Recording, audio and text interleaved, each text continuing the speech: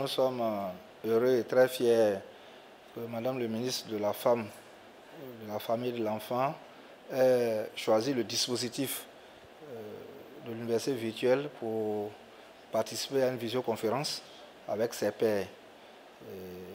Effectivement, au niveau de l'université virtuelle, nous nous efforçons à offrir le meilleur à nos étudiants en mettant en place les meilleures technologies. Et nous sommes heureux que ces technologies soient aussi appréciées par des personnalités de haut rang comme Madame le ministre de la Femme, de la Famille et de l'Enfant, qui précédemment aussi était ministre de l'Enseignement supérieur et de la Recherche scientifique. Je pense que c'est une fierté pour nous tous. Et nous devons saisir cette opportunité pour continuer davantage à nous spécialiser pour que nous puissions aussi nous asseoir à la table de négociations sur le numérique dans le monde.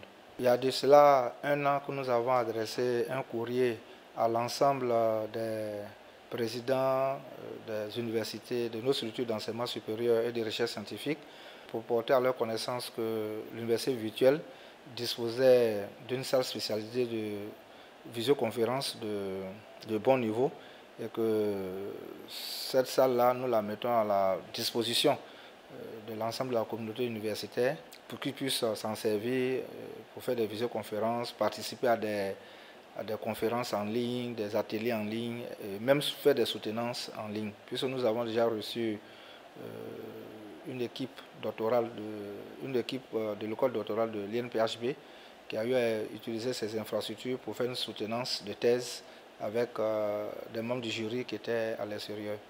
Donc, officiellement, nous avons déjà porté l'information, mais nous profitons de votre micro pour lancer encore un appel à la communauté universitaire que l'université virtuelle est vraiment en appui à l'ensemble des universités, des structures de l'enseignement supérieur en matière de technologie numérique. Je voudrais d'abord remercier le directeur général de l'université virtuelle qui a bien voulu m'accueillir dans son institution. Et je suis venu donc pour une visioconférence dans le cadre du réseau des femmes responsables de l'enseignement supérieur et qui a été créé il y a 3 ans par l'Agence universitaire de la francophonie. Et donc nous sommes venus échanger sur le contenu de cette assemblée générale et les élections à venir pour le nouveau bureau à mettre en place.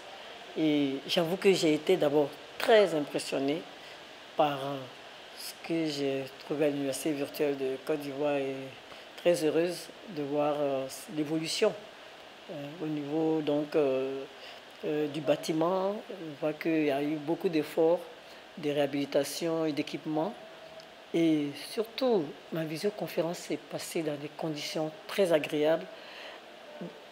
Les autres, on leur demandait d'éteindre le micro. Et moi, je demandais toujours à l'assistant qui était à côté de moi, mais il faut que j'éteigne mon micro. Il m'a dit, ce n'est pas nécessaire. Donc, je n'avais pas besoin d'éteindre le micro. Et vraiment, le son était très bien, il n'y avait aucun problème. Et je vois que nous sommes même en avance par rapport à beaucoup de pays européens, puisqu'il y avait des universités françaises, canadiennes. Nous échangions, donc j'étais très très fière. J'avoue que je suis vraiment fière de voir les avancées technologiques au sein de l'université virtuelle de Côte d'Ivoire. Merci, mais c'est une équipe que je connais. C'est pour ça que à l'époque, quand l'université bien sûr a été créée par le président de la République et mise en œuvre bien sûr par son Excellence le Premier ministre, nous avons eu la chance à l'époque en tant que ministre de l'Enseignement supérieur et de la Recherche scientifique de coordonner plutôt les activités conduites par le directeur général et son équipe. Et c'est une équipe compétente que je connais depuis que je suis président de l'université. Et je suis très fier, c'est-à-dire que c'est une équipe qui me donne raison, qui m'a donné raison de l'avoir choisi. Et aujourd'hui, l'université virtuelle de Côte d'Ivoire, c'est une université qui compte au niveau national, au niveau régional, mais au niveau international aussi.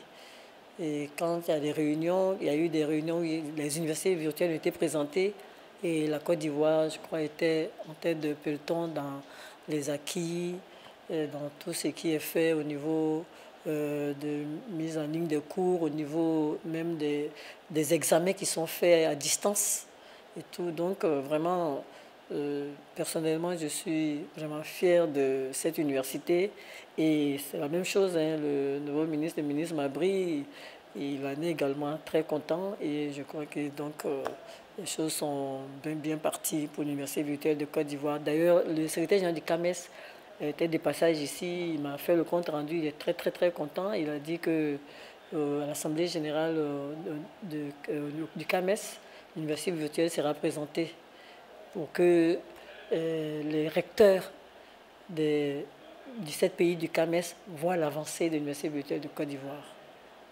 Et ce que je voudrais dire par rapport au RESUF, la réunion pour laquelle je suis venu, je voudrais inviter toutes les universités à mettre en place un référent femme dans leurs universités parce que le RESUF, c'est le réseau des femmes responsables de l'enseignement supérieur et il va y avoir une sélection pour mettre en place un observatoire.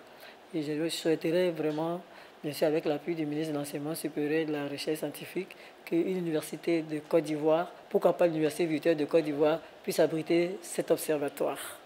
L'adresse aux étudiants, c'est de se concentrer sur leur travail et surtout que les filières qui sont ouvertes ici leur donnent les chances d'être employés donc, sur le marché du travail.